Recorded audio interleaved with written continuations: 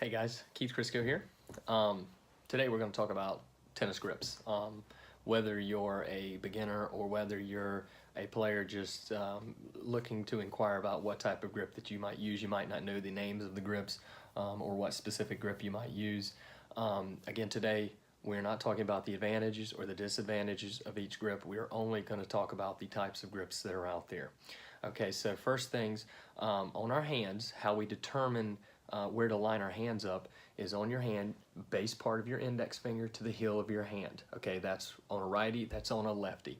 Okay, on those hand, you have a diagonal line that runs between the 2 points. Okay, and that's how I line my hands up on the bevel. Okay, a lot of players line their hands up like this. Okay, straight across all the base parts of your fingers.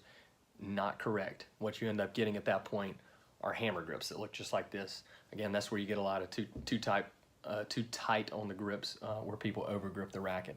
Okay, so whenever I'm talking about the grips, we're going to put the racket in a vertical position like this just so we can demonstrate exactly how the racket looks. And from the diagram behind me, you will see this is what we base the grip upon. All right, so in the forehand, there are 4 types of grips. Okay, we have a continental, we have an eastern, we have a semi-western, and we have a full western. So 4 grips that will be used for forehands. Okay, for this purpose, this side over here is going to be for your right-handers, and this side over here is going to be for our left-handers, as you see. Okay, so starting out with the first grip, which is the continental. On this bevel, okay, not on the very top, but the next bevel to the right. Okay, this bevel here is called the continental. Okay, this is a continental for a righty. Take it to the other side, and this is a continental for a lefty. Okay. Now the next grip, eastern forehand. Okay, so we have an eastern forehand is on the very side bevel. Okay, righty is on this side, lefty is on this side. Okay, again, next grip, semi-western. Semi-western is on the bottom edge, so the third bevel down, okay, on this side. Lefty will be the third bevel down on this side. Now the last and final grip is the full western. The full western is on the very bottom of the grip. Okay, now just so I show you what this looks like. If I am going for a continental grip, okay, I have my racket like this and I'm going for a righty. I line up those 2 points on the racket and this is what my hand will look like. Okay, notice it's not a hammer grip where my hands are all lined up like this. This is not how I hold the racket. My hands are actually going to be spread out, and then you're going to match those 2 points up, and as you can see, my hand is underneath here the same way. If you are a lefty, you do the same thing. You bring your hand and it goes into that position on the left side, and you can see this is my continental grip. Again, my hands are spread out. They are not all matched up on the ridge of my hand right here. Okay, this is not the correct grip. This is from this point to the heel of my hand. That gives me my grip. Okay, now talking about backhand grips. Okay, backhand grips, one-handers, you will see them in an eastern backhand, which is a one-handed, again, position. You will sometimes see them in a continental, okay, again, on the grip. An eastern one-handed backhand will be on the very top ridge. This is whether you're a lefty, whether you're a righty, this will be the same for both. Okay, so it will line up on the top of the racket the same exact way. Okay, for a two-handed backhand, okay, starting off, if I am a righty, my right hand is on the bottom, okay? My left hand goes on top. Okay, so this is how I hold my two-hander. If you are a lefty, they switch. So my left hand's on the bottom, my right hand is on the top. Okay, now the positions for the grip.